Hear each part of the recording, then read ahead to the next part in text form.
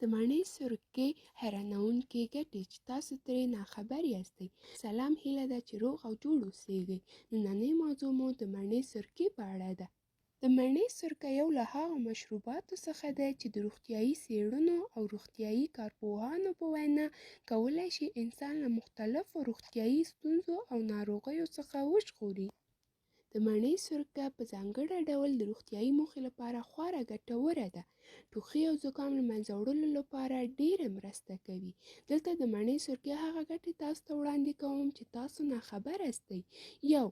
د معدې تیزابیت ختموي. که تاسو په معده کې تیزاب محسوسوئ، نو د دې له منځه وړلو لپاره د اوبو ګیلاس کې 2 قاشوغه مڼې سرکه واچوئ او د خوراک پر مهال یې وڅښئ. د معدې تیزابیت به مو له منځه لاړ شي. 2. خارښ له منځه وړي.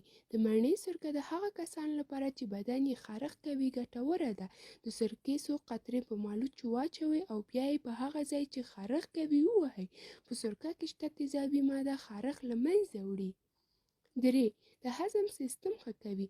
د مڼې سرکه په خوړو میده کولو کې هم مرسته کوي. څه اندازه سرکه اوبو کې ګډه کړئ او له خوراک وروسته یې وڅښئ. په دې سره به مو د هضمي سیستم ښه کیږي او قبضیت مو له منځه ځي. 4. زکام ښه کوي.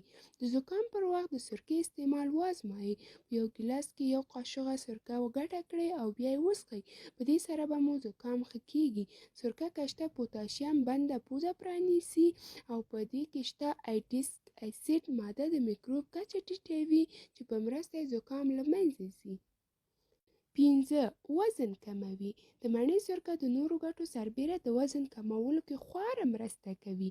د دې لامل دا دی چې په سرکه کې اسیټیک اسید ماده د خوراک تمه کموي او د میتابولیزم چټکوي چې ورسره د هضمي سیستم هم چټک کیږي او په پایله کې په وینې کې کالوریز لوړه کچه پاتې کیږي.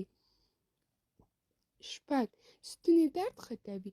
که له ستوني درد څخه په تکلیف یاست، نو د مڼې سرکه مو دغه ستونزه له منځه وړي. په سرکه کې موجود تیزابي ځانګړتیاوې په وړاندې میکروب نشي پاتې کېدلی.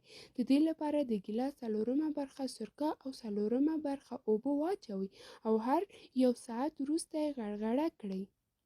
سردردي یا نیمسرۍ لپاره غوره درمل ګڼل کېږي. د وینې فشار ټیټوي.